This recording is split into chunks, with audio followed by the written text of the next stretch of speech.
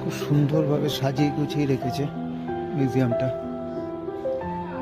এটা আলিপুর সেন্ট্রাল জেলের একটা অংশ, যেটা এখন মিউজিয়ামে রূপান্তরিত হয়েছে।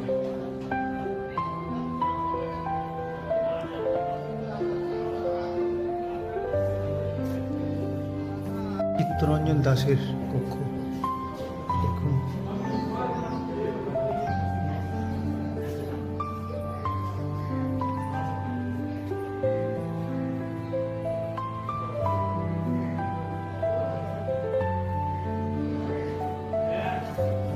বিধানচন্দ্র রায় এই কক্ষেই ছিলেন, সেই কক্ষটাকে এখন তার নামে উৎসর্গ করা হয়েছে।